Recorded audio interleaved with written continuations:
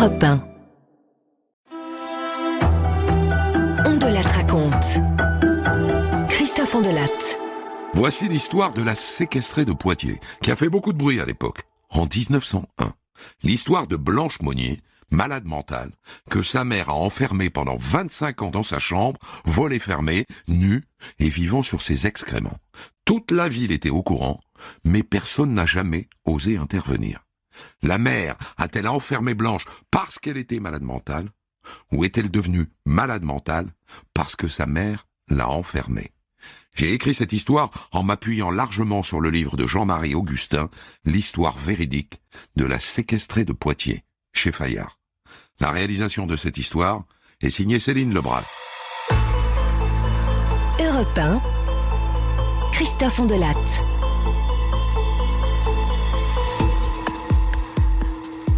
Au matin du 23 mai 1901... Monsieur le procureur, tenez un courrier pour vous. Une lettre anonyme arrive sur le bureau du procureur général de Poitiers. Monsieur le procureur général, j'ai l'honneur de vous dénoncer un fait d'une exceptionnelle gravité. Il s'agit d'une demoiselle qui est enfermée chez Madame Monnier, privée d'une partie de nourriture, vivant sur un grabat infect et en un mot dans sa pourriture depuis 25 ans.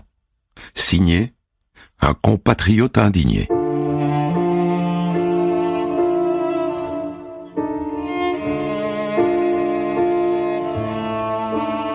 Pour être honnête, ça n'est pas la première fois que le procureur de Poitiers entend parler de ce cas. Ça fait quelque temps en effet qu'on dit en ville qu'une fille de bonne famille vit recluse. Mais on dit qu'elle est folle à lier, et que sa mère Louise Monnier ne fait que la protéger.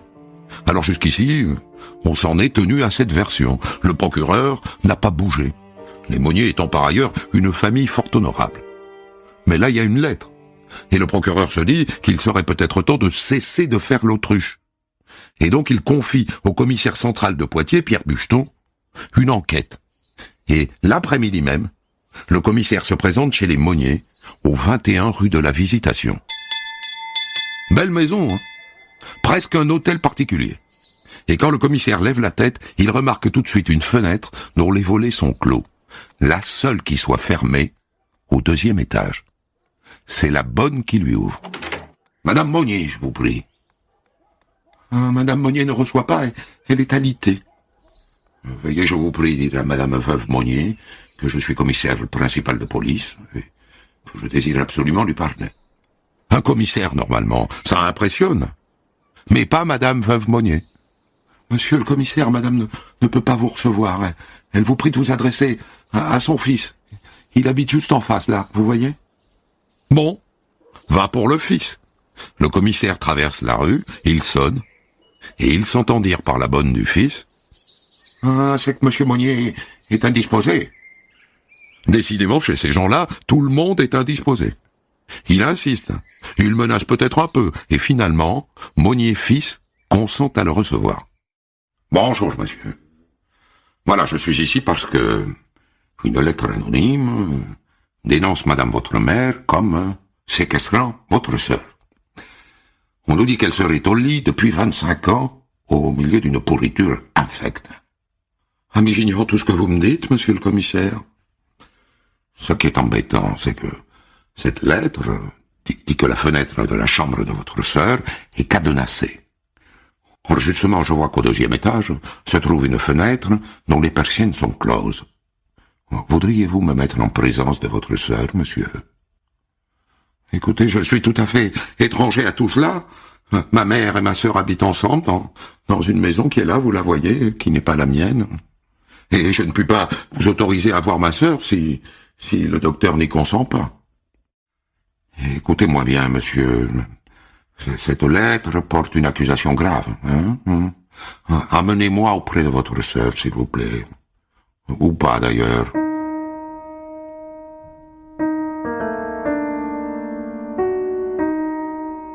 Marcel Monnier accompagne le commissaire chez sa mère, en face, laquelle monte tout de suite sur ses grands chevaux. Mais c'est un commissaire, elle n'a pas le choix. Et d'ailleurs, il est déjà dans l'escalier. Il est en route pour le 2e étage, là où il a vu le volet fermé. Et le fils lui emboîte le pas. Et arrivé devant la porte, Vous pouvez m'ouvrir, s'il vous plaît?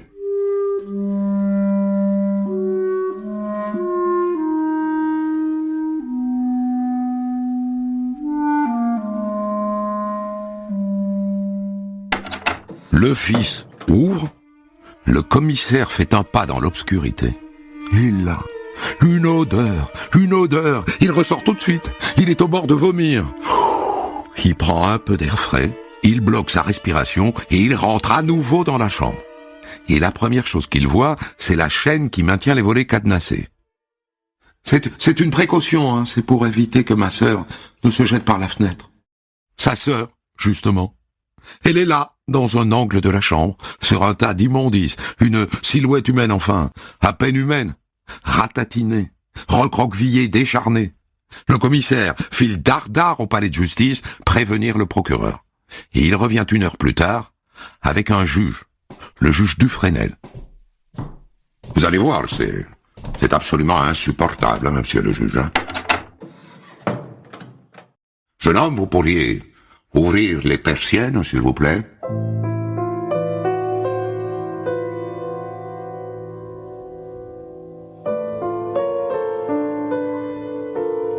Avec la lumière du jour, la scène est terrifiante. Voilà ce qu'il écrira dans son rapport.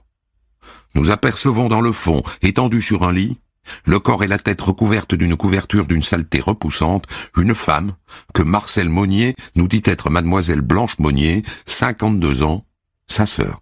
La malheureuse est couchée, toute nue sur une paillasse pourrie. Tout autour d'elle s'est formée une sorte de croûte, faite d'excréments, de débris de viande, de légumes, de poissons et de pain en putréfaction. Des bêtes courent sur le lit. Nous lui parlons, elle pousse des cris. La maigreur de mademoiselle Monnier est effrayante.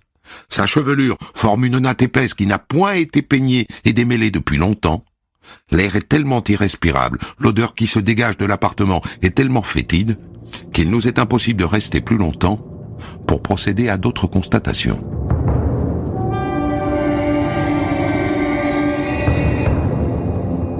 Dans la chambre, le juge prend les choses en main. Oh mon Dieu, enroulez-la immédiatement dans une couverture, s'il vous plaît, et emmenez-la à l'hôpital de l'Hôtel-Dieu, et vite, hein. Et c'est au moment où on l'emmène que le juge s'aperçoit qu'elle sait parler. Oh, faites ce que vous voulez, mais m'enlevez pas ma chère petite grotte.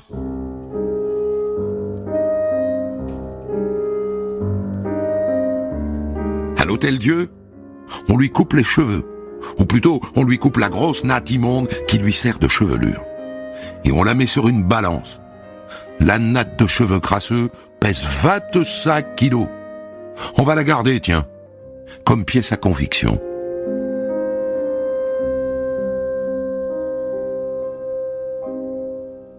Pendant ce temps-là, le juge est toujours sur place. Monsieur Monnier, je vous prie, vous pouvez me montrer le reste de la maison? La maison est bien tenue.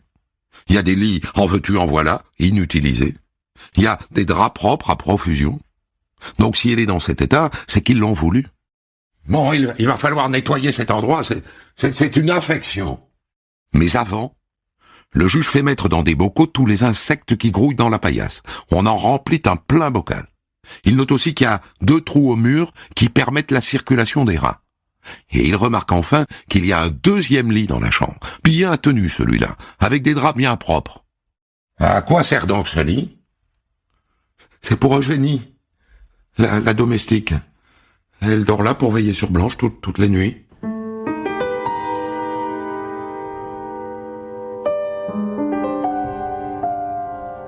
Le lendemain, le commissaire est de retour avec un mandat d'amener. Le juge lui a demandé d'arrêter et le fils et la mère, et de les mettre en prison. Quand elle franchit le soir même les portes de sa cellule, la mère, Louise Monnier, 75 ans, déclare « Oh, est-il possible de faire tant d'affaires pour rien ?»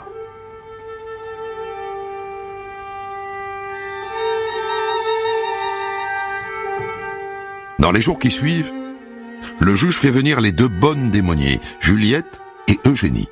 Elles vivent au cœur de la maison. Elles savent. Oh ben, je vous jure que mademoiselle Blanche est bien nourrie. Ah ça oui. On lui porte de tout. Mais elle mange pas grand-chose. Le soir, elle mange qu'une brioche ou ou un gâteau, et le matin, rien qu'une tasse de chocolat. Elle veut jamais de pain.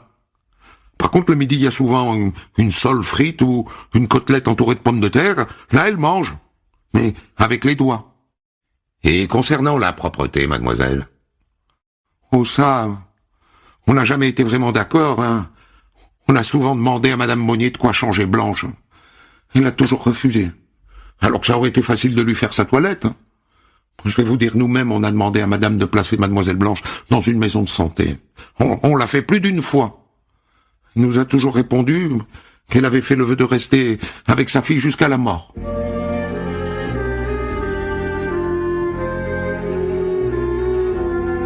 Le juge apprend à l'occasion que la lettre anonyme, c'est grâce à Juliette, la bonne. Juliette a un bon ami, un militaire, et un jour elle lui a parlé de Blanche. Et comme il ne la croyait pas, un soir tard sur la pointe des pieds, elle l'a emmené la voir. Et le bon ami militaire ne s'en est pas remis. Le lendemain, il en a parlé à son lieutenant, et c'est ensemble que son lieutenant et lui ont écrit la lettre anonyme.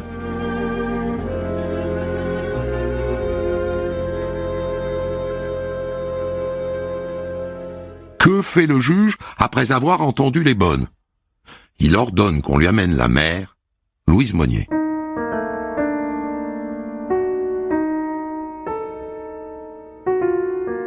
Et là, il faut que je vous explique quelque chose. La mère elle-même vit claquemurée dans sa maison depuis 10 ans. Elle ne voit personne. C'est une vieille folle, une vieille folle. Le juge, néanmoins, lui demande de s'expliquer. « Oh, jamais je n'ai songé à séquestrer ma fille. Je l'aimais tant. Elle a toujours été libre de circuler dans la maison. La vérité, monsieur le juge, c'est que depuis 25 ans, elle s'est volontairement enfermée dans sa chambre. Hein. Je dirais même dans son lit. Elle s'est obstinée à rester dans son lit depuis 1876, peut-être même avant, malgré mes efforts et ceux de mon mari pour lui faire prendre l'air. Elle dit que sa fille est malade. Pas depuis toujours, hein. Petite, ça allait bien. Elle a fait des études, elle aimait la lecture. La mère dit que ça s'est dégradé d'un coup vers ses 23 ans. En 1872, je crois. Ma fille a été atteinte d'une fièvre pernicieuse très grave. Et depuis lors, elle n'a voulu voir personne. Elle a refusé de mettre des vêtements, sous prétexte qu'elle n'avait pas la force de les porter. Elle mangeait très peu. Elle était extrêmement maigre. Elle ne voulait pas coucher dans des draps, vous voyez, quoi. L'avez-vous montré à un docteur? Oui. Mais il y a déjà plusieurs années que le médecin ne vient plus la voir. Et la saleté dans laquelle elle se trouvait, madame? Mais elle ne voulait pas qu'on la touche. Les domestiques disent qu'elles vous ont demandé de les laisser la nettoyer et que vous avez refusé. Oh, monsieur le juge, ce sont des drôlesses, celles-là. Des menteuses, hein. Elle dit qu'elle rend des visites à sa fille 2 fois par jour, mais que depuis 3 mois, elle est malade, elle n'allait plus du tout la voir. Et là-dessus, elle ne ment pas, elle est malade du cœur. Et d'ailleurs, 15 jours après son arrestation, en prison, elle meurt d'une crise cardiaque. À moins qu'elle ne soit morte de honte.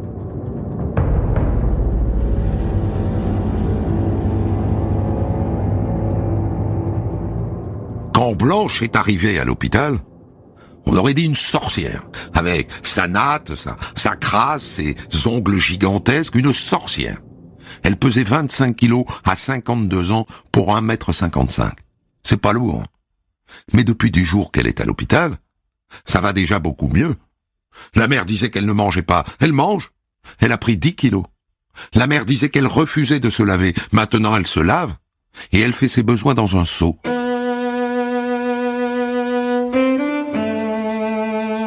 En revanche, son état psychique est inquiétant. Son retard intellectuel est béant. Elle écrit à peine. Elle répond aux questions, mais elle n'en pose aucune. Et tout ce qui est à l'extérieur de l'hôpital l'indiffère totalement. À part les fleurs. Elle raffole du parfum des fleurs. Et surtout, elle ne veut plus entendre parler de sa famille. Voulez-vous revoir votre frère? Qui reste où il est? Mais qui reste où il est? Est-ce que vous étiez bien dans votre maison? Ah, ne me parlez pas de ça, hein. Cela dit, il lui arrive encore de dire: ah ben, je regrette bien ma chère petite grotte. On attend avec impatience l'avis des médecins, qu'on appelle à l'époque des aliénistes.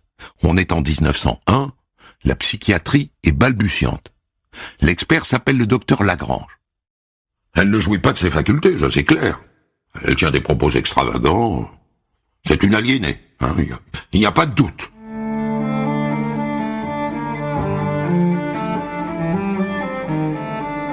Maintenant que la mère est morte, si on veut faire un procès à quelqu'un, absolument, il ne reste plus que le frère. Il dit qu'il ne savait pas, mais les bonnes ont dit qu'il savait. Pourquoi est-ce qu'il n'a rien fait? Le juge l'interroge, et il confirme en gros ce qu'a dit sa mère avant de mourir.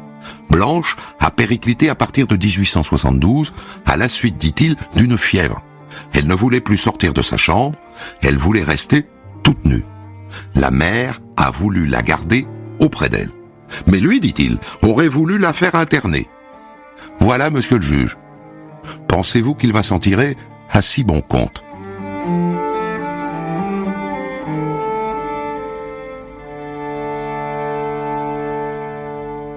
On est en 1901. Et à cette époque, la presse adore ce genre d'histoire. Des journaux comme le Petit Journal, l'Illustration ou La Fronde en font leur feuilleton quotidien. Ils l'appellent la séquestrée de Poitiers. Et ils ne se gênent pas pour publier en grand, à la une, sa photo en sorcière, avec sa longue natte crasseuse. Vous la trouverez sur Internet, cette photo. Et dans cette affaire, les journalistes vont avoir un rôle, un sacré rôle. Parce que là, on fait mine de tout découvrir en poussant des cris d'horreur. Mais à Poitiers, ça fait des années que ça jase sur le sujet.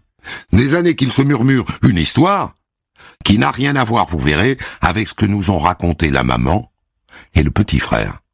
Une histoire que le plâtrier Théodore Touchard, par exemple, raconte aux journalistes du journal de la Vienne. Mon père enfant, mademoiselle Blanche était pétillante, elle était sautillante, ça oui.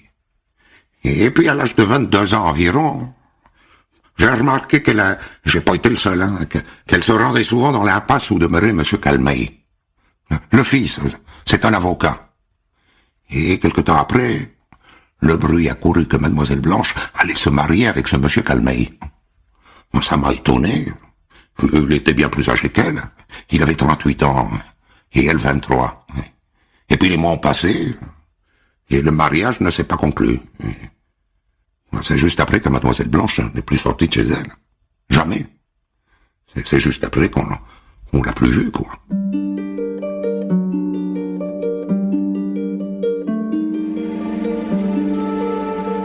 La mère, disent les gens, c'est dans le journal, ne voulait pas que cet avocat devienne son gendre.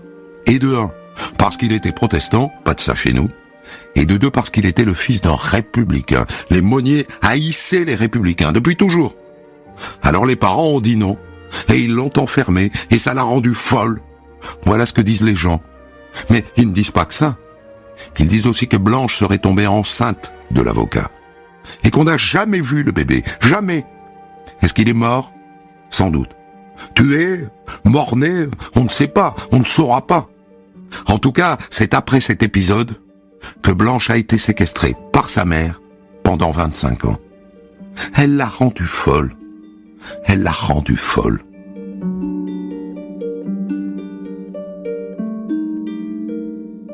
Mais qui était donc cette femme, la mère, Louise Monnier? L'abbé de la famille, l'abbé Montbron, n'y va pas par 4 chemins.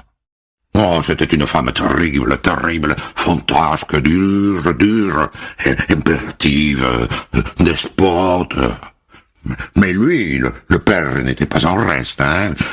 C'est lui, qui a fait sceller les persiennes à l'étage, parce que Blanche se mettait toute nue à la fenêtre. Ça faisait scandale, quoi. Et ça, c'est confirmé par les bonnes. Oh, mademoiselle Blanche, elle avait un peu la tocade de rester le bas du corps tout nu. Quand on lui donnait une chemise propre, elle faisait un trou dans le bas, et puis crac, elle déchirait le reste par l'embauche, jusqu'au bas du ventre. Elle se mettait un morceau de flanelle sur la tête, et sur le dos, elle se mettait une camisole, et puis, elle allait se promener comme ça, dans le jardin, et elle sautait comme une biquette à travers les allées. Fallait voir ça. Tous sont d'accord sur un point, Ça s'est aggravé à la mort du père en 1882. Oh ben mademoiselle Blanche, elle voulait pas voir sa mère. Hein. Quand elle venait la voir, elle lui jetait son pot de chambre à la figure. Ben alors madame Monnier, elle a dit comme ça, ben, si c'est ainsi, je te laisserai dans la saleté.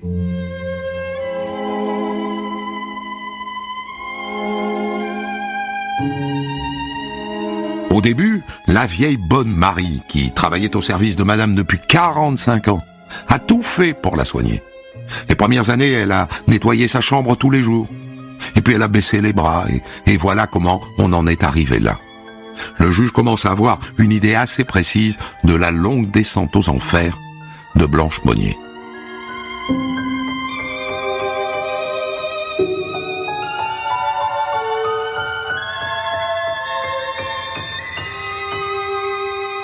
C'est à ce moment-là qu'on ouvre le testament de la mère Monnier.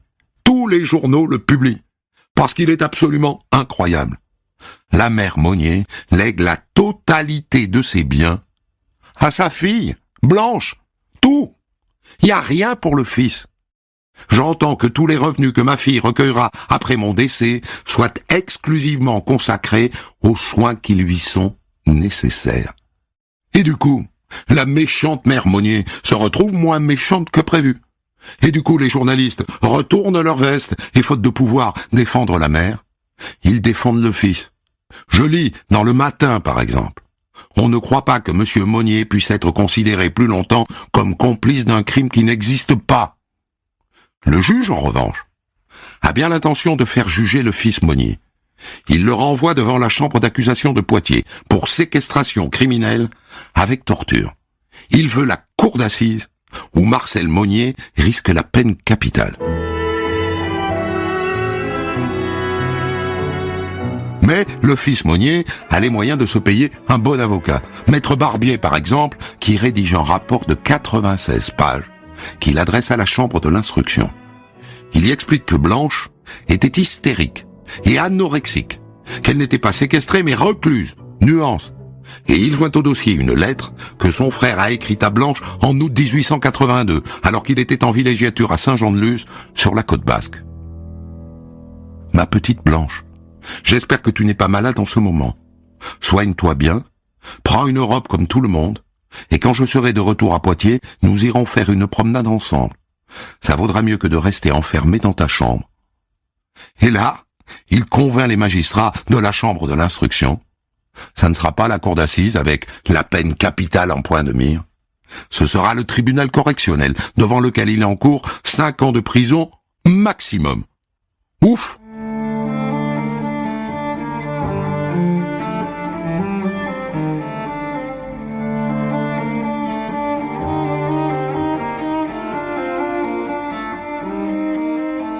Le procès s'ouvre le 7 octobre 1901. Et il faut avoir le cœur bien accroché parce que dans la salle d'audience, on expose les pièces à conviction. Les draps souillés de Blanche et la fameuse natte de 25 kilos. La puanteur est telle que le président n'y tient pas. Emballez-moi tout ça, s'il vous plaît, c'est une horreur. Hein. Et commence le défilé des témoins, qui viennent tous dire que le fils, Marcel, n'avait aucune influence sur sa mère. Oh ben, elle disait tout le temps, je veux pas qu'il fasse la loi chez moi, vous voyez. Et elle disait aussi, s'il continue, je lui supprime sa pension. Ce que les bonnes, Juliette et Eugénie, confirment à la barre. Oh ben, madame Monnier lui disait, t'es rien ici, va-t'en.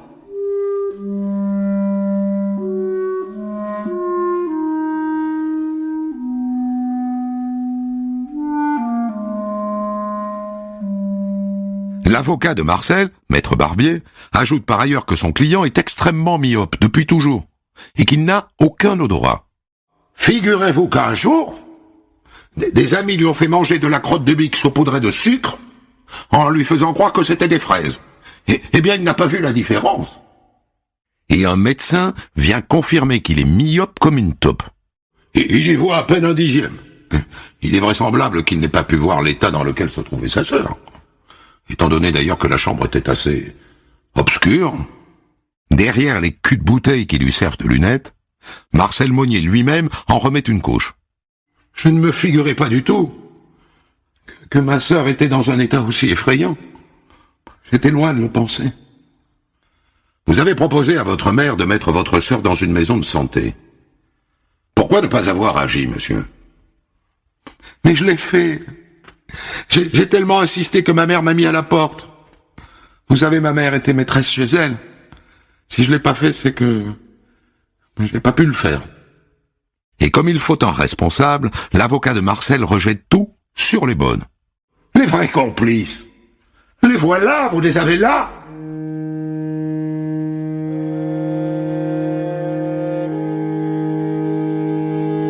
Facile. Sauf que plus de 10 témoins viennent dire que les deux bonnes, Juliette et Eugénie, les ont fait entrer en cachette dans la chambre pour qu'ils se rendent compte. Elles ont fait ce qu'elles ont pu. Elles n'étaient que des bonnes. Le 11 octobre 1901, Marcel Monnier est reconnu coupable et il est condamné à 15 mois de prison. Quand Blanche apprend le jugement, elle éclate de rire. Mais qu'on le laisse où il est, je l'emmerde.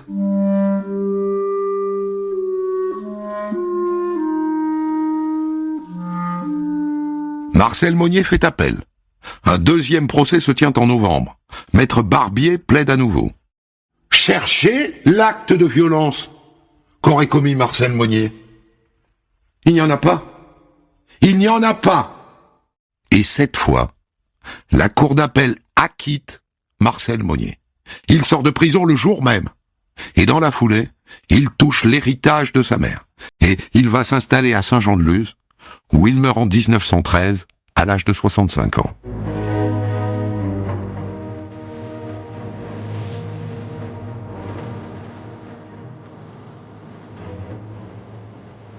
Et Blanche? Qu'est devenue Blanche? En juin 1902, elle quitte l'hôpital et elle est internée à l'asile public de Blois, où elle vit seule dans une chambre pendant 11 ans. Elle meurt en 1913, totalement sénile, à l'âge de 64 ans.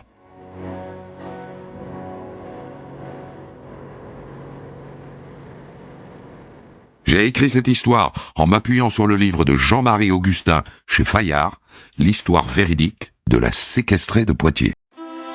On de la raconte. Christophe Ondelatte. Je vais vous faire entrer au cœur d'une des affaires criminelles les plus palpitantes du XXe siècle. L'affaire Marie Bénard, qui se déroule juste après la Deuxième Guerre mondiale à Loudun, dans la Vienne. Marie Bénard est accusée d'avoir empoisonné à l'arsenic 13 personnes de sa famille, dont son premier et son deuxième mari. Il va me falloir du temps pour vous raconter tout ça, et donc ça va se jouer en 2 épisodes. Je débrieferai cette histoire avec Jean-Marie Augustin, historien du droit, professeur émérite à l'Université de Poitiers. Interview disponible dans un 2e podcast. Voici le premier épisode. Je l'ai écrit avec Thomas Audouard. Réalisation Boris Paczynski. Europe 1, Christophe Ondelatte.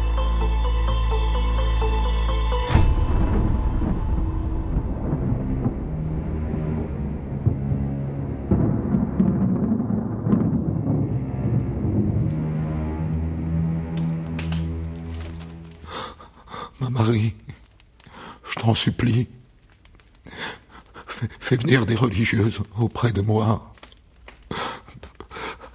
qu'elles viennent prier pour mon âme. Mon Léon, mais ne t'inquiète pas, ça va aller mieux, hein? Tu vas pas mourir, hein, mon Léon? Tu vas pas mourir? Tu vas rester avec nous? Je peux pas vivre sans toi, mon Léon. Je peux pas vivre encore ça une fois. Malheureusement, ma Marie, je vais passer. Je le sens. Fais venir les religieuses. C'est une question de jours, ou peut-être même d'heures. Mon Dieu!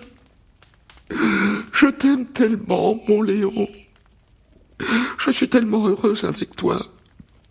Depuis la mort de mon Auguste. Décidément, on dirait que le sort s'acharne sur moi et que j'ai pas le droit au bonheur. Elle est bouleversante, cette scène, qui se joue un jour d'octobre 1947 à Loudun, dans la Vienne. La pauvre Marie Bénard, qui a déjà perdu il y a 20 ans de maladie son premier mari Auguste, est sur le point de voir partir le deuxième amour de sa vie, Léon. Ça fait plusieurs semaines qu'elle le voit s'étioler sous ses yeux. Il a commencé par vomir. Alors Marie a fait venir le docteur Gallois. C'est une crise de foie. Faites-lui donc du bouillon.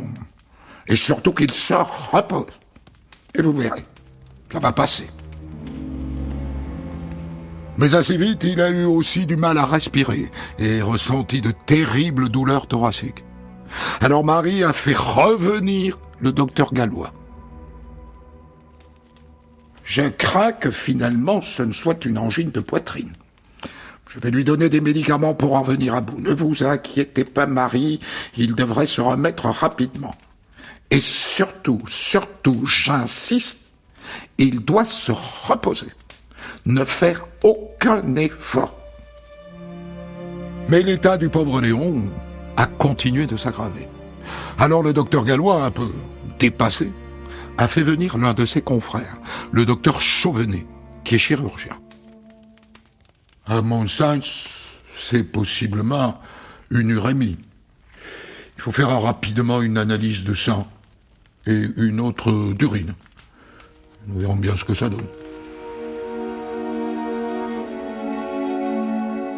Et quand les résultats de la prise de sang sont arrivés, eh ben, ils étaient pas bons. 1,41 g d'urée. Léon souffre d'une urémie sévère. Et voilà, maintenant il ne quitte plus son lit au premier étage et son état s'aggrave un peu plus chaque jour. Et le 25 octobre 1947 à 22h, sous les yeux de Marie, en larmes, et malgré les prières d'une religieuse qui est là, au bord du lit, dans un dernier cri déchirant, Léon Bénard rend son dernier souffle. Pauvre Marie, la voilà veuve pour la deuxième fois. On dirait que le sort s'acharne sur elle. La mort il y a 20 ans d'Auguste, son premier mari, l'avait laissée complètement désemparée. Et 20 ans plus tard, voilà que c'est son Léon qui part. Qu'est-ce qu'elle va devenir? Qu'est-ce qu'elle va devenir?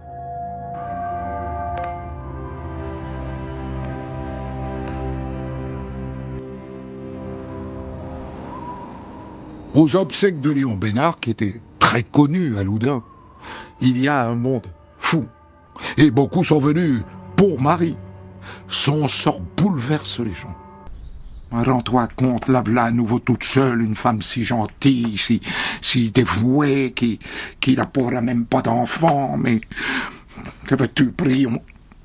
Prions, ma chère, prions pour elle, autant que nous le pouvons. Et voilà, Léon est enterré au cimetière de Loudun, et Marie s'apprête à affronter le premier hiver sans lui.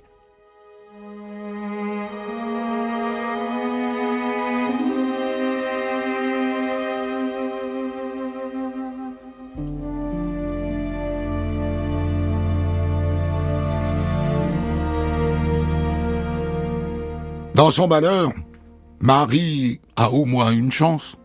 Elle est à l'abri du besoin. Avec Léon, il s'était marié sous le régime de la communauté de biens. Elle hérite. Et Léon avait un joli patrimoine. Mais l'hiver arrive, et il n'est pas sûr que l'argent suffira à la consoler. Heureusement, dans son malheur, elle aura de la compagnie. Contexte. On est en 1947. C'est-à-dire 2 ans après la fin de la guerre.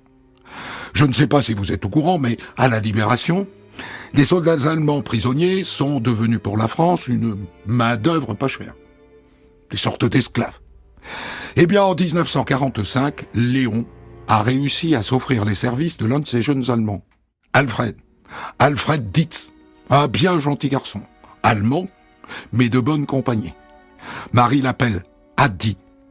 Il y a quelques mois, il aurait dû rentrer enfin chez lui, en Allemagne. Mais comme la loi l'y autorisait, et comme il était bien chez les Bénard, il est resté, pour au moins 1 an de plus. Et ma foi, ça tombe bien. Marie le considère un peu comme son fils. Au moins, elle ne sera pas seule cet hiver. Et puis, elle pourra aussi compter sur sa grande amie, Louise. Louise Pintou. Oh, quel malheur, ma pauvre. Perdre encore une fois ton mari, je ne sais pas comment tu vas pouvoir t'en remettre. En tout cas, tu sais que tu pourras compter sur moi, hein, comme une sœur. Comme une sœur? L'expression n'est pas du tout exagérée. Avec Louise, elles se connaissent depuis le mariage de Marie avec Léon il y a 20 ans. Louise fait effectivement un peu partie de la famille. Et d'ailleurs, elle habite une petite maison à Loudun dont Léon était propriétaire. Et depuis la mort de Léon, eh bien, elle est tout le temps fourrée chez Marie. Bon, la rumeur dit que Louise était la maîtresse de Léon. Pensez-vous que si c'était le cas, Marie serait restée avec elle, enfin? Non! Bah non!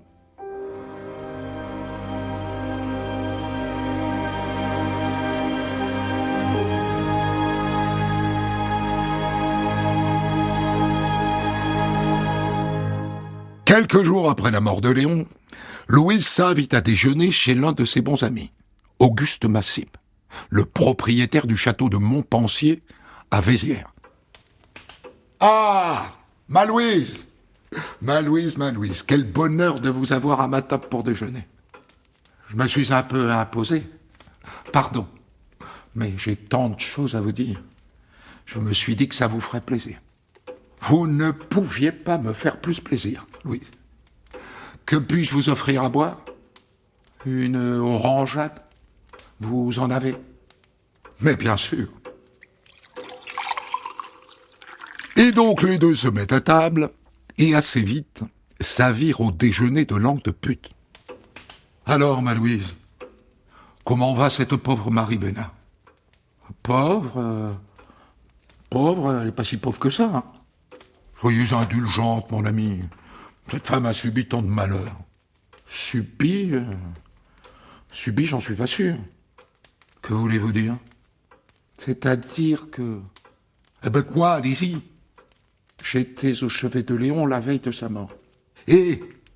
Oh, je vous en prie, ne m'interrompez pas, ça n'est pas si facile à dire. Hein. Donc, j'étais au chevet de Léon, et il m'a dit, je cite, hein, « Ouh là là, qu'est-ce qu'on m'a fait prendre ?»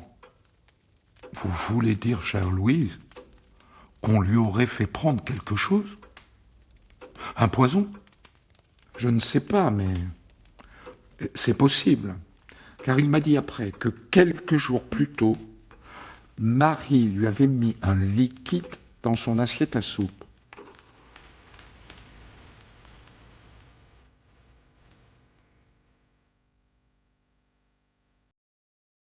Vous comprenez ce qui est en train de se passer? La soi-disant meilleure amie de Marie Bénard l'accuse à mots à peine voilés, à peine, d'avoir empoisonné son Léon. Et maintenant, ils sont deux à avoir cette hypothèse dans un coin de leur caboche. Quand on a une amie comme ça, pas la peine d'avoir d'ennemis. Hein.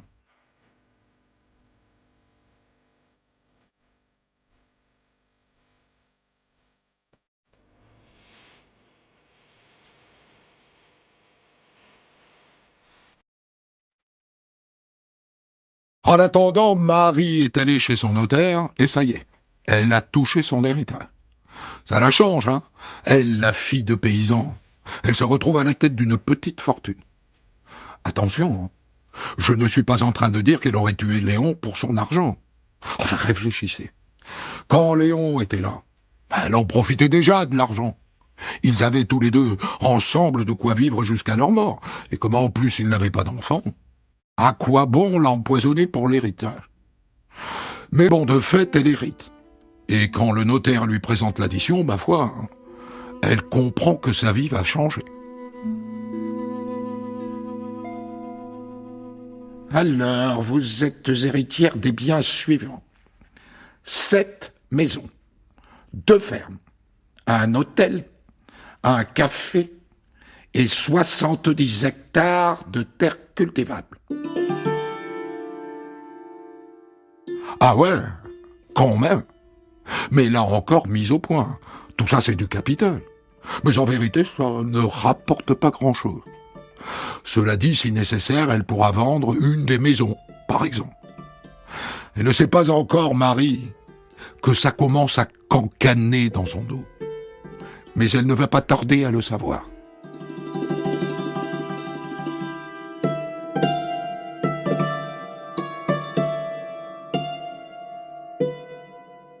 Depuis son déjeuner avec son ami Louise Pintou et les révélations qu'elle lui a faites, Auguste Massip a des états d'âme. Que va-t-il faire de ce que Louise lui a dit? Le garder pour lui? Ou aller voir le juge de Loudun et lui faire savoir ce qu'il a appris? Après quelques jours de gamberge, il finit par écrire au juge.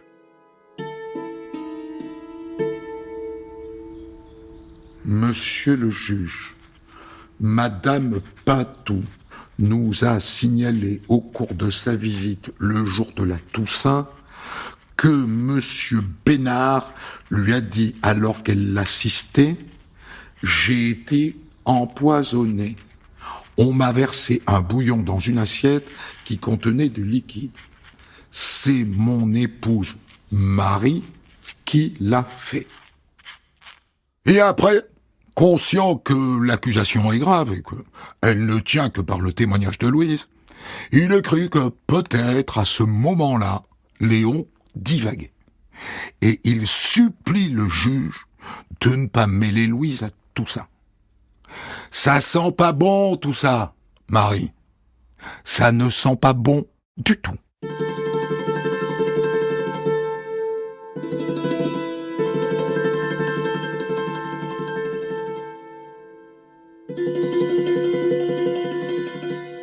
Et voilà, le procureur a désigné les gendarmes pour mener une enquête. Et la première chose qu'ils font, c'est d'aller voir l'auteur de la lettre, Monsieur Massip.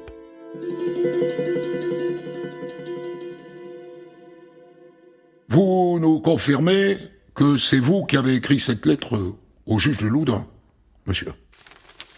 Oui, je vous le confirme. Et vous confirmez que vous avez fidèlement retranscrit les propos de Madame Louise Pintou?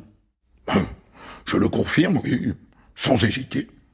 Mais attention, je ne sais que ce qu'elle m'a dit, et rien d'autre. Mais je trouvais normal de le faire savoir à la justice. Mais je vous en supplie, n'impliquez pas Madame Pintou dans cette affaire, ça pourrait lui causer beaucoup de tort. Il est gentil, Monsieur Massip. Bien sûr que les gendarmes vont aller la voir. Madame Pintou, ouvrez. Gendarmerie nationale. Au début, Louise fait mine de ne pas savoir pourquoi ils sont là. Vous enquêtez sur la mort de Léon Bénard? Ah bon? Et pourquoi? Ne faites pas votre ingénue, Louise. Ils sont déjà au parfum. Quelles étaient vos relations avec le couple Bénard, madame? Oh, excellente. On se voyait presque tous les jours. Et comment est-ce que ça se passe avec madame Bénard, depuis la mort de son mari? Normalement. Marie et moi sommes restés en de très bons termes. Alors, puisque vous êtes proches, à quand remonte la maladie de Léon Bénard? Alors, je sais qu'un jour, il est allé dans l'une de ses propriétés, et qu'il est rentré malade, et qu'il est allé de plus en plus mal jusqu'à en mourir. Mais pourquoi est-ce que vous me posez toutes ces questions, monsieur? Eh bien, parce qu'un dénommé Auguste Massip, que vous connaissez, je pense, nous déclare dans un courrier que vous lui auriez fait des confidences, selon lesquelles Léon Bénard aurait pu être empoisonné par sa femme Marie. Mais je ne lui ai jamais dit ça. Il dit l'inverse, madame. Vous lui auriez dit qu'avant de mourir, Léon Bénard vous a fait des confidences. Confidences selon lesquelles sa femme l'aurait empoisonné au moyen d'un liquide versé dans son assiette à soupe. Mais il invente, enfin, je n'ai jamais rien dit de tout cela. Léon ne m'a fait aucune confidence sur le sujet. Ce monsieur Massip est en train de devenir fou. Je le crains. Louise vient, semble-t-il, de se souvenir que Marie était sa meilleure amie. C'est bien, Louise. C'est un peu tard, mais c'est bien.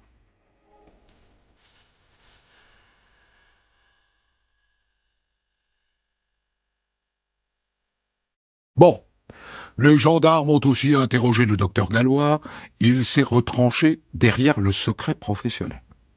Et finalement, les dénégations de Louise Pintou les ont convaincus.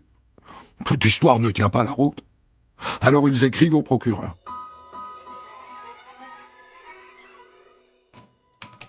Nous mentionnons à votre connaissance que Madame Pintou est fréquemment en congé pour neurasthénie et que Monsieur Massip est un illusionné qui a la manie d'écrire à n'importe quelle autorité, même au président de la République, pour lui exprimer sa pensée. Ils ne prennent même pas la peine d'aller voir Marie Bénard. L'affaire est classée. Et puis c'est tout. Ouf, Marie, ouf. Tu l'as échappé belle. Enfin, pour l'instant.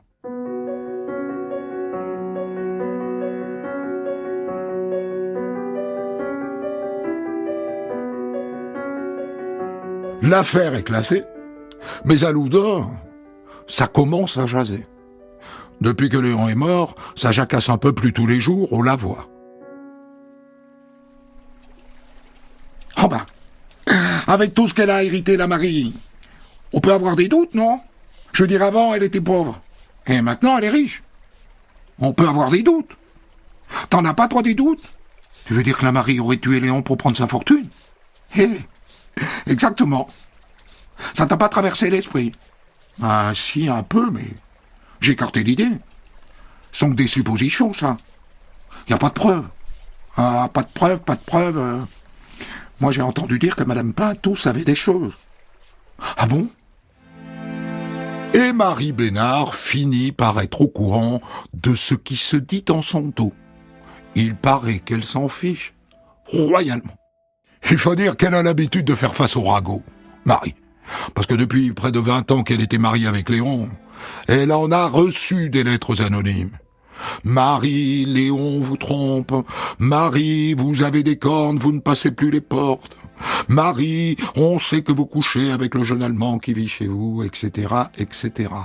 Toute sa vie auprès de Léon a été jalonnée de lettres de corbeaux.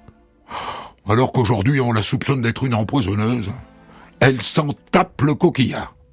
Cause toujours, tu m'intéresses. Et voilà, l'hiver passe qu'à un quart. Et puis le printemps. Et puis l'été. Bon an, mal an, Marie fait face à son chagrin. Ça cancane toujours dans son dos, mais elle fait avec. 1 an après la mort de Léon, survient un événement qui va un peu changer le cours des choses.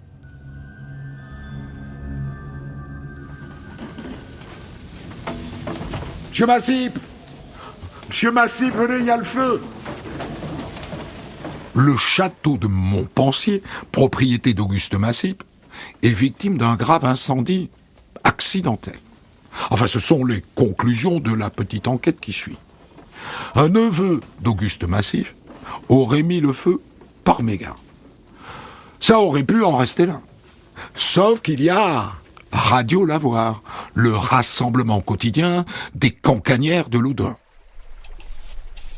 Est-ce que tu sais ce qu'on m'a dit? Non. Ben vas-y. Il paraît que la mère Bénard s'est réjouie que le château est brûlé. Oh non. Oh si, je t'assure. Elle aurait dit, il lui en arrivera bien d'autres. Oh ben celle-là, décidément, elle est capable de tout, hein. Empoisonner son mari, mettre le feu au château de celui qui l'a dénoncé. Cette femme, c'est un monstre, hein. Et bien sûr, la chose arrive aux oreilles du très procédurier Monsieur Massip. Elle aurait dit ça?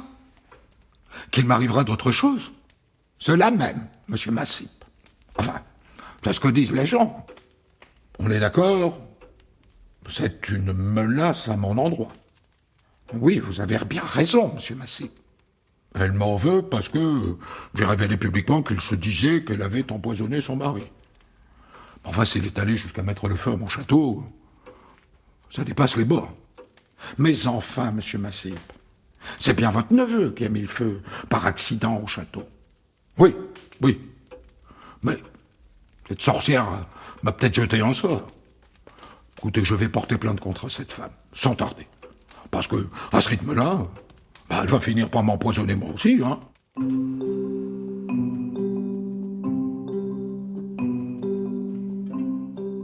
Auguste Massip va donc s'épancher chez le juge, lequel ouvre une enquête. Et ça ne va pas plus loin, parce qu'aucune preuve de ces accusations. Des ragots, ce ne sont que des ragots.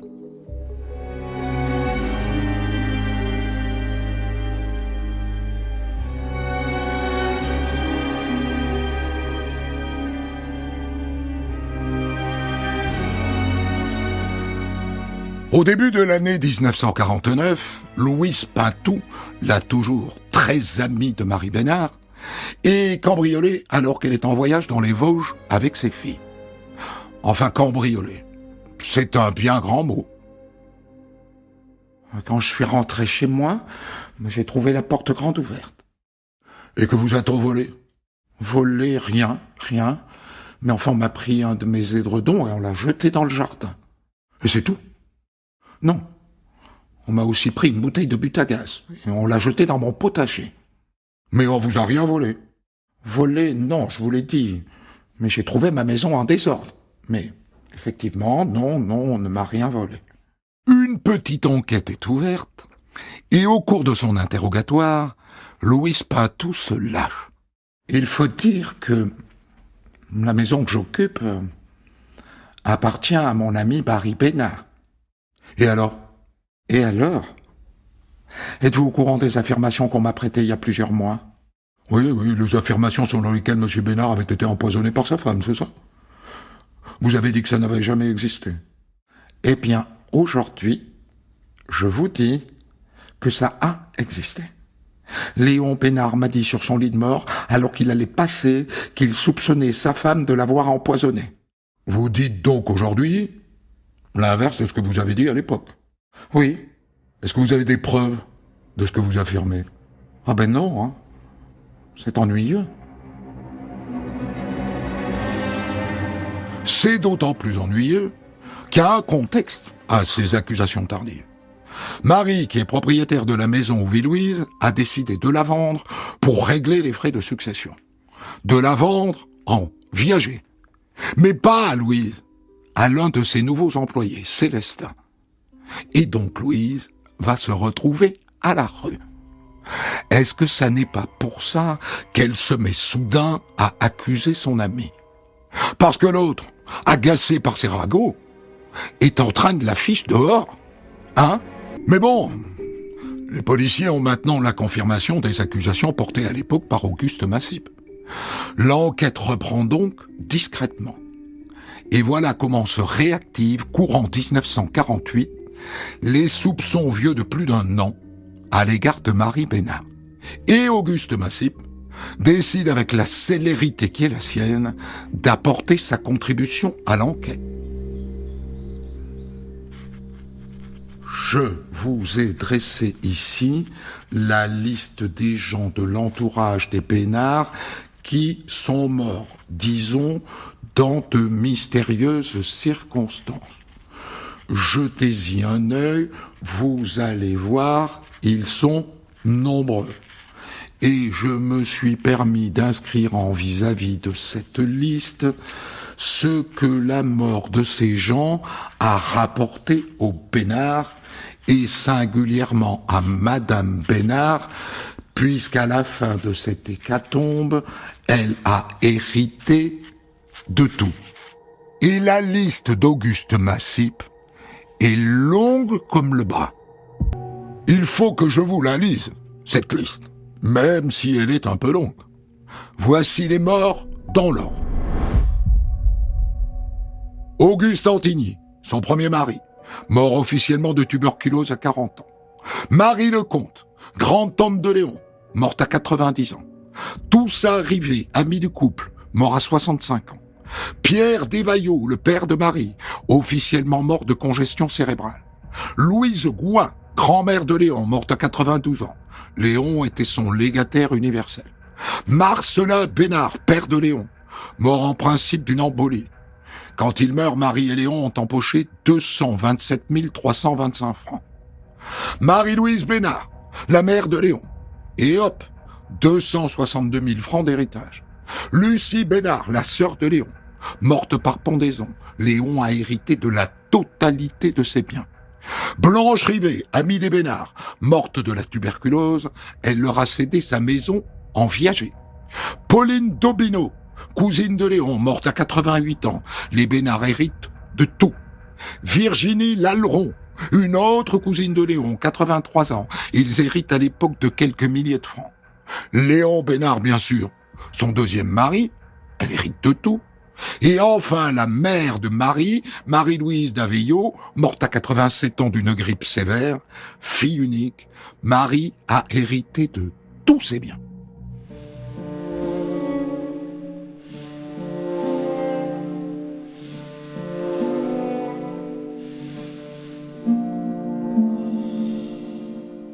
Au cas où vous n'avez pas compté, ça fait 13. Léon plus 12 morts dans l'entourage de Marie Bénard. Avec une réserve tout de même. Certains étaient très vieux, surtout pour l'époque. 92 ans, 90 ans, 88 ans, 84 ans. C'est un âge à peu près normal pour mourir. Pourquoi diable est-ce qu'elle les aurait empoisonnés? Et puis, vous aurez noté qu'elle n'a pas hérité de la totalité d'entre eux. Même si elle a quand même pas mal hérité.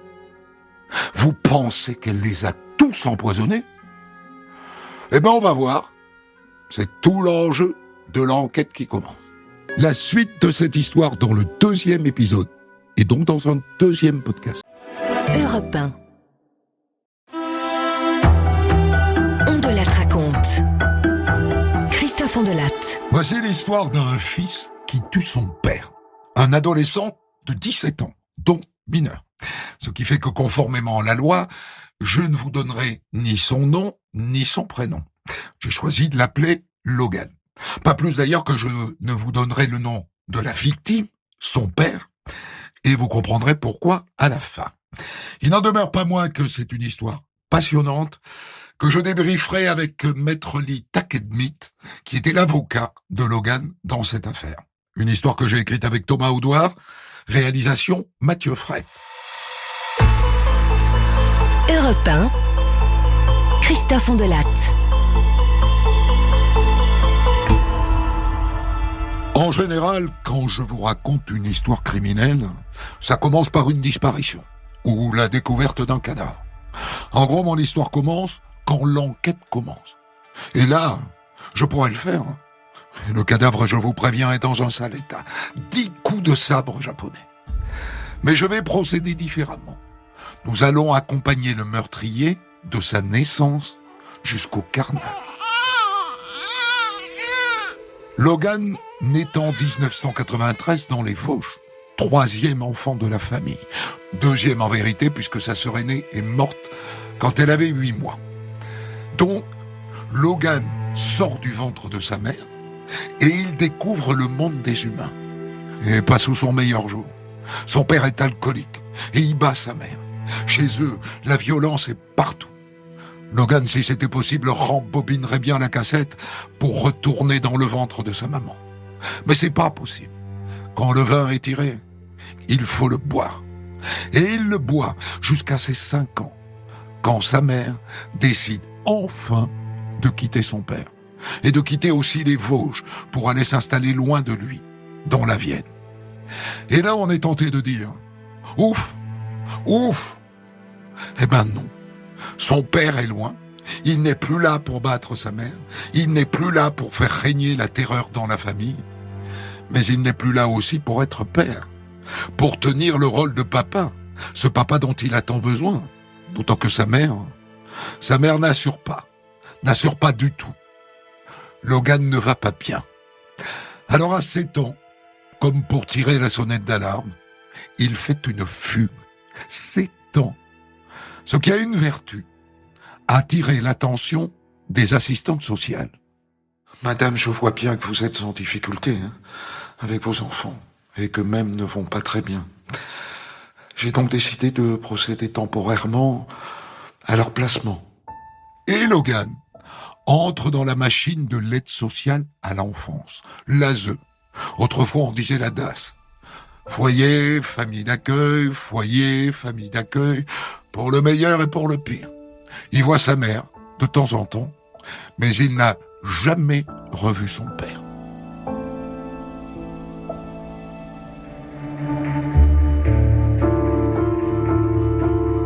Maintenant, Logan a 16 ans. C'est un adolescent au visage d'or. Il vit dans une famille d'accueil dans la Vienne. Et ça se passe bien. Très bien, même.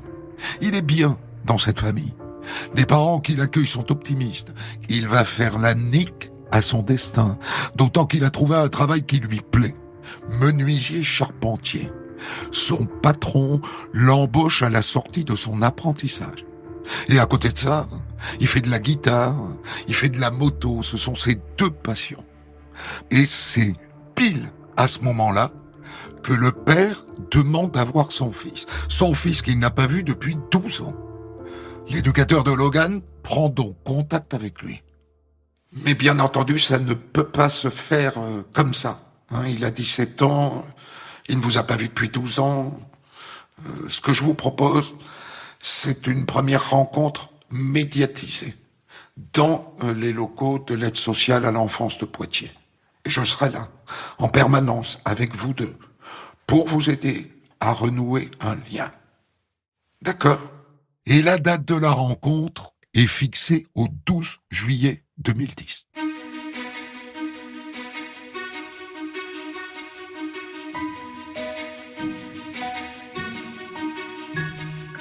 Le père s'appelle Bruno. Et la rencontre dans les bureaux de l'ASE se passe bien. Alors l'éducateur fait une proposition. Et si vous alliez vous balader, tu pourrais montrer la maison de ta famille d'accueil à ton père. Je serai là, bien sûr, je reste avec vous. Ok. Et avant ça, ils vont manger tous les trois dans une brasserie de Poitiers. Vous vous rendez compte ? Logan déjeune avec son père, qu'il n'a pas vu depuis 12 ans. Et ça se passe bien. Du coup, l'éducateur leur fait une proposition. J'ai l'impression que ça roule entre vous. Je me dis que je suis peut-être de trop. Non. Il est 13h30. Je vais vous laisser quartier libre pendant 2 heures, disons. On se retrouve ici à 15h30. Ça vous va ? Ça leur va. Entre nous, c'est une entorse aux règles de l'aide sociale à l'enfance. L'éduc était censé rester avec eux toute la journée. Mais bon, ça se tente. Personne n'en saura rien.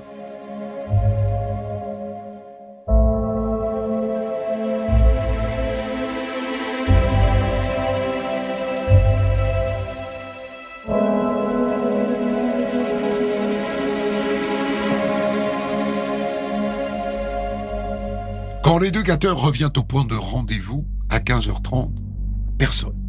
Le père et le fils ne sont pas là comme c'était convenu. Il appelle Logan sur son portable, répondeur. Alors il appelle la famille d'accueil. Je ne suis pas à la maison, là. Ce que je vous propose, c'est de rentrer, et puis je vous rappelle. La mère d'accueil rentre chez elle. Personne. Mais il y a 2 tasses à café sur la table basse. Et sur le canapé, il y a un album photo. Elle le feuillette. Ce sont des photos de couple. Elle ne reconnaît personne. Logan ? Logan ? Logan ? Logan, t'es là ? Elle s'approche de l'escalier qui mène aux chambres de l'étage. Sur le sol, il y a des traces de pas ensanglantés.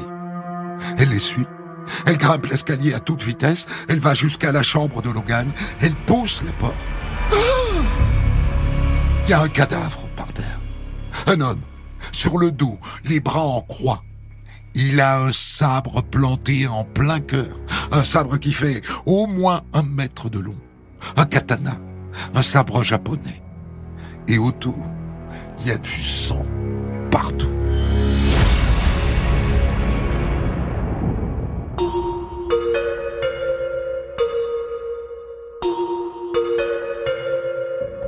Les gendarmes viennent d'arriver, et dans la foulée, les techniciens en identification criminelle, et un médecin légiste.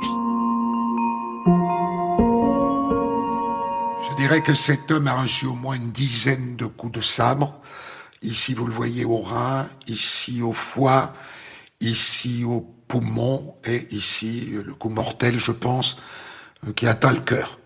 Les gendarmes fouillent les poches du cadavre. Ils en sortent un portefeuille. Dedans, il y a des papiers d'identité. C'est Bruno. C'est le père de Logan. Et la mère d'accueil leur explique. Logan avait rendez-vous aujourd'hui avec son père biologique, qu'il avait pas revu depuis 5 ans. C'était une rencontre organisée par son éducateur. Je sais pas ce qui s'est passé. Je sais pas où il est. Il était comment dans la perspective de cette rencontre? Vous avez remarqué quelque chose de particulier? Il était anxieux, ça c'est sûr. Il redoutait cette rencontre. Ça se voyait sur son visage d'ailleurs. Il était plus pâle que d'habitude. Les gendarmes entendent aussi rapidement l'éducateur de Logan. Ils s'en veulent, évidemment. J'aurais pas dû les laisser partir seuls. Mais le père avait l'air tellement content de revoir son fils. C'est vrai que Logan était plus sur la réserve. J'ai fait une connerie. Qu'est-ce que vous voulez que je vous dise? Très vite, les gendarmes sortent les grands moyens. Le plan épervier est déclenché. Des barrages sont dressés. Mais ça ne donne rien. Jusqu'à ce que vers 17h30, une dame se rende dans une gendarmerie à 50 km de là. On m'a pris en otage. Un jeune homme, assez jeune. J'étais en voiture, j'allais faire mes courses. Et puis j'ai ralenti à l'entrée d'un rond-point. Il est rentré dans ma voiture avec un couteau. Il me l'a mis sous ma gorge. Et puis il m'a dit de changer de siège, de me mettre sur le siège passager. Et il a pris le volant. Oh, il avait pas l'air de savoir conduire. Il avait du mal à changer les vitesses. Et moi je lui disais, libère-moi, je t'en supplie, libère-moi. Mais il voulait rien entendre. Et on a roulé comme ça, longtemps. Des kilomètres et des kilomètres. Et vous avez essayé de parler avec lui? Oui. Il parlait pas beaucoup. Mais il m'a dit qu'il venait de tuer quelqu'un et qu'il aimerait pas avoir à recommencer. Texto. Hein. Et ça s'est fini comment? Il a roulé comme ça, je sais pas, au moins 1h45. Et puis il a arrêté la voiture à l'entrée d'un chemin près d'un bois. Et là je me suis dit, ça y est quoi, c'est fini. Il va me tuer. Et puis non. Dès que je suis descendu de la voiture, il a redémarré. Et il est parti. Et moi j'ai arrêté une voiture pour qu'il m'amène ici. Voilà. Donc, Logan est désormais au volant de la voiture de la dame, dont on a l'immatriculation. C'est l'avantage. Le numéro de la plaque est diffusé dans toute la région. Et une voiture de gendarme finit par repérer la caisse. Mais il ne se laisse pas faire, le diable. Il accélère et il le prenne en chaise. Mais pas longtemps. Le gamin ne sait pas conduire et il finit dans le fossé. Tu ne bouges pas! Tu entends, tu bouges pas! Tu ne bouges pas! Ouf, il n'est pas blessé.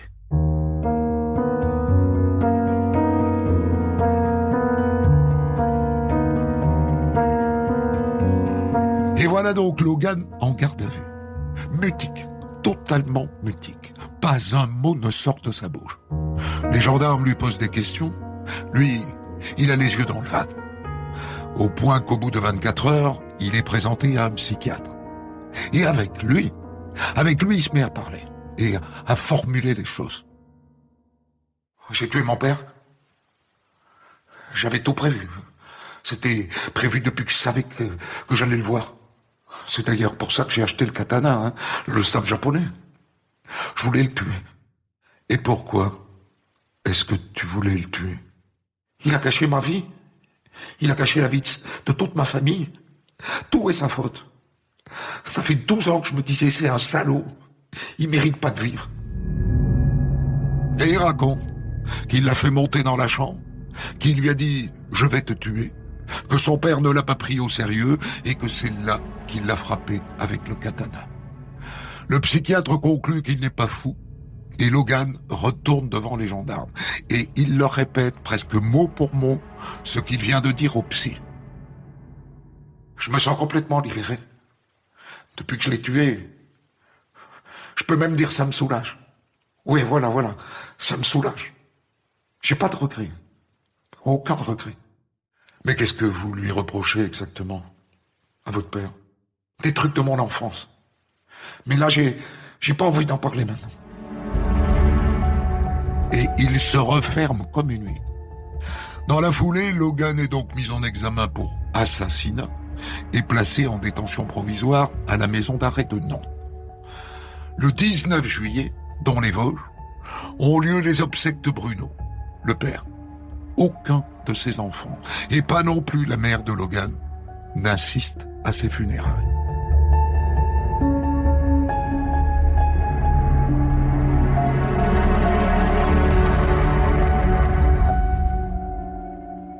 À partir de maintenant, c'est au juge d'instruction de tenter d'y voir plus clair. Et dans ce cadre, le témoignage des parents de la famille d'accueil est essentiel. C'était pas un adolescent à problème, Logan. Vraiment pas. Il parlait pas beaucoup, mais il avait l'air d'être bien dans sa peau. Et tout laissait penser qu'il avait un bel avenir devant lui. Et je vous dis, son père, devant nous, il n'a jamais exprimé ni de haine, ni de ressentiment à son égard. Jamais. Et tous ceux qui ont approché Logan ces dernières années disent à peu près la même chose. On n'a rien vu venir. À une exception. Sa mère. Je peux vous demander, madame, pourquoi vous n'êtes pas allée aux obsèques du père de vos enfants? Et aucun de vos enfants, d'ailleurs, n'y est allé? Parce qu'il nous a fait vivre l'enfer. Et qu'on s'intéressait plus à lui. Il était alcoolique. Il était violent avec moi. Il était violent avec les enfants. C'est pour ça que je l'ai quitté quand Logan il avait 5 ans. Vous saviez qu'il était question que votre fils retrouve son père? Oui. On m'en avait informé. On m'a même fait signer un papier. Mais j'ai dit que j'étais contre. Et je leur ai dit, ne les laissez pas tous les deux seuls. Et la DAS, ils m'ont juré qu'ils le feraient pas. Puis voilà, ils l'ont fait, quoi. Je comprends, vous écoutez, madame, que vous étiez, vous, toujours en relation avec votre fils Logan. Pourquoi est-ce qu'il ne vivait pas avec vous? On s'était mis d'accord comme ça. J'allais le voir tous les 15 jours. Avec sa demi-sœur que j'ai eue avec un autre père. Et pour vous dire comme je m'en occupais, il avait 2 motos. Ah, mais c'est moi qui payais les assurances. Et puis avec la mère vient la question du pourquoi. Pourquoi est-ce que Logan en est arrivé à tuer son père? Qu'est-ce qui a été, d'après elle, le déclencheur de cette furie meurtrière? Est-ce qu'elle le sait? Je crois qu'il lui en voulait de la mort de sa grande sœur. Notre fille aînée. Elle est morte à 8 mois. Et je crois qu'il a toujours pensé que son père était responsable de sa mort. Et c'était le cas, madame? Je sais pas. Ils ont dit qu'elle était morte de la mort subite du nourrisson.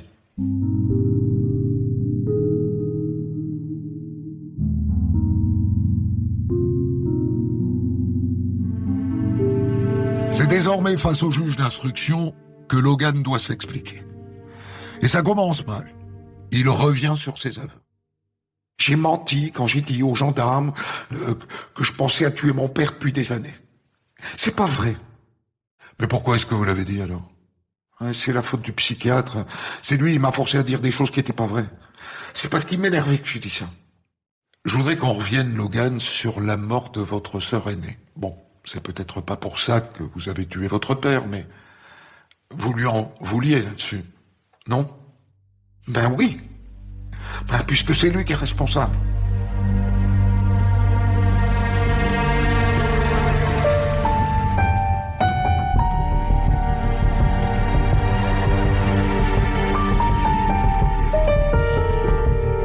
Alors, dans quelles conditions est morte la sœur aînée? Logan dit, c'est la faute de mon père. Mais à l'époque, on a conclu à une mort subite du nourrisson.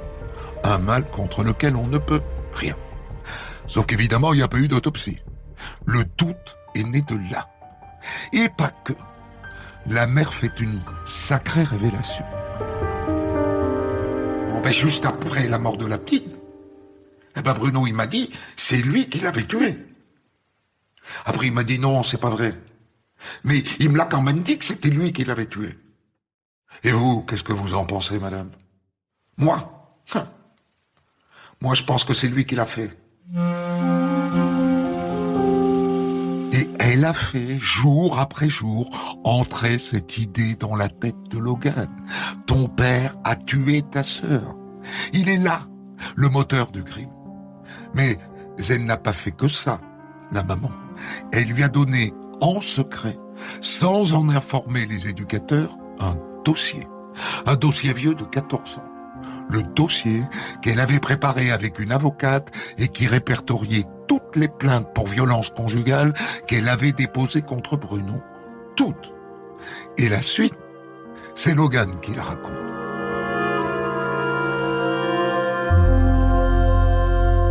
Quand j'ai lu le dossier, ça a été un gros choc pour moi. Un gros choc. Ça m'a pas donné envie de le tuer, parce que je vous le dis encore, j'avais pas prévu de le tuer. Mais ça m'a donné envie de lui demander des explications. S'il en avait. Je voulais qu'il s'explique. Pour ma mère. Et aussi pour ma sœur. Alors quand l'éducateur, il nous a laissés tous les deux, je lui ai dit, viens, on va à la maison où j'habite avec ma famille d'accueil. Je savais qu'il y avait personne à la maison. Je me suis dit, on va pouvoir discuter les yeux dans les yeux. Et alors, qu'est-ce qui s'est passé? Ben, on a bu un café. Et puis là, il a sorti un album photo, il m'a expliqué, je me suis remarié il y a pas longtemps, voilà ma femme, genre, regarde comme elle est belle. C'est vrai qu'il avait l'air heureux sur les photos. C'est comme s'il avait oublié tout le mal qu'il nous avait fait. C'était injuste, quoi.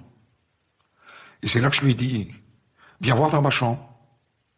Et quand on est arrivé dans ma chambre, je lui ai dit, on va parler du passé, de ce que tu nous as fait. Et ça lui a pas plu, quoi. Il voulait pas en parler. Et c'est là que j'ai attrapé le katana et que je me suis mis à le frapper. Je pouvais pas m'arrêter, j'étais trop en colère. Mais je vous jure, c'est pas ce que j'avais prévu au départ. Il est convaincant. Il n'a pas prémédité son crime. Ça n'est pas un assassinat. C'est le refus de son père de parler du passé qui a été le déclencheur. Et il faut ajouter que sa mère a sa part de responsabilité. Elle lui a dit que Bruno avait tué sa sœur. Elle lui a donné dans le dos de l'aide sociale à l'enfance le dossier sur les violences qu'elle avait subies. Et elle lui a même fait une autre confidence. Bruno lui aurait dit qu'il allait tuer tous les enfants, y compris lui, en les noyant. Elle a remonté Logan comme une pendule. Il m'a frappé. Il a tué ta sœur. Il voulait vous tuer tous. C'est un salaud. Et Logan, qui allait bien, qui était en train de construire une vie prometteuse, s'est fait emberlificoter la tête par sa mère. Elle a sa part de responsabilité dans le crime, même si elle a sans doute été victime de violences conjugales. Elle a manipulé son fils pour se venger. Alors le juge n'en conclut pas qu'il faut la mettre en examen elle aussi. Non, il ne veut pas aller aussi loin. Mais on peut parier qu'au procès, son attitude, son rôle de remonteuse de pendule offrira à Logan des circonstances atténuantes.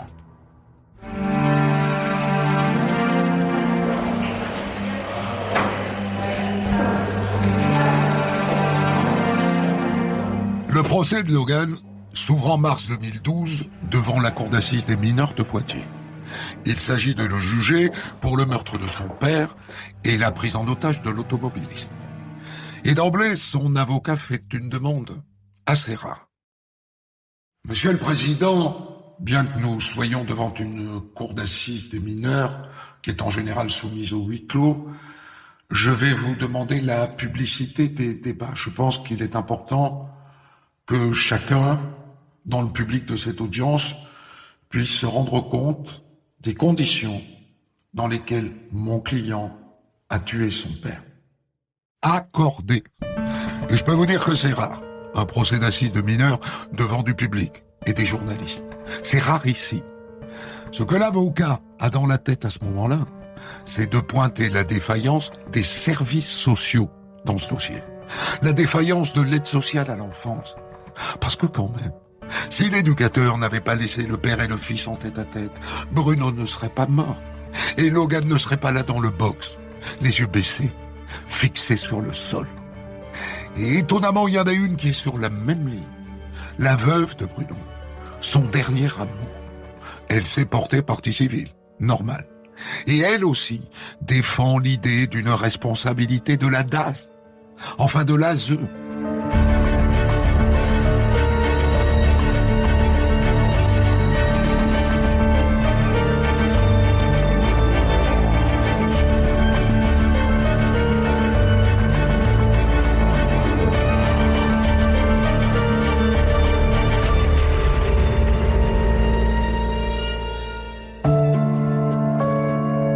Quand Logan prend la parole à l'audience, ça surprend un peu tout le monde. Il est calme, il s'exprime bien, il est cohérent. Et il assume ce qu'il a fait. Et il accepte de revenir dessus en détail. Il présente même des excuses, d'abord à la veuve de son père, et ensuite à l'automobiliste qu'il a pris en otage. À part ça, au fil des audiences, on assiste, il fallait s'y attendre, à une inversion totale de la logique d'un procès.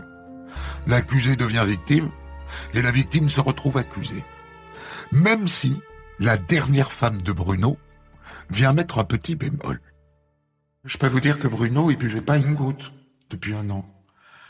Et je peux vous dire que ça n'a pas été facile. Mais il y était arrivé. Et puis il y a autre chose que je peux vous dire. Il a toujours été doux avec moi. Je ne sais pas ce qu'il a fait avant. Mais avec moi, Bruno, il était formidable. La question de la préméditation du meurtre se pose, bien sûr. Logan maintient qu'il n'avait pas prévu de tuer son père. Mais il y a quand même ce katana, ce sabre japonais, qu'il avait opportunément dans sa chambre. Sauf que l'enquête a permis d'établir que le jeune Logan a acquis ce katana bien avant de savoir qu'il allait rencontrer son père. Et donc, a priori, il n'y a pas de préméditation.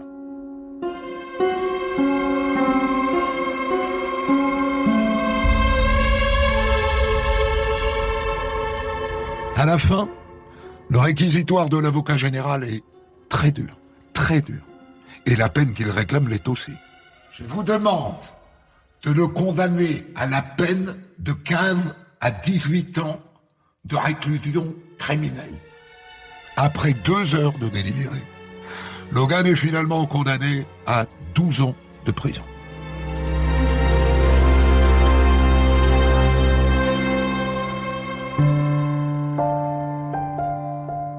Sur les 12 années de prison, Logan en a finalement fait 8 et il a été libéré. Et depuis, il a refait sa vie. Et c'est pour ça que je ne vous ai pas donné le nom du père. Parce qu'aujourd'hui, c'est le nom de Logan. C'est le nom que Logan porte. Il était gamin au moment du crime. Il a purgé sa peine.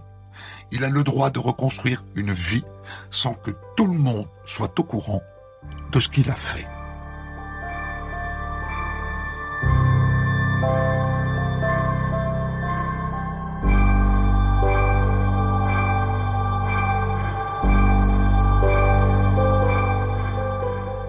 Des centaines d'histoires disponibles sur vos plateformes d'écoute et sur europe1.fr.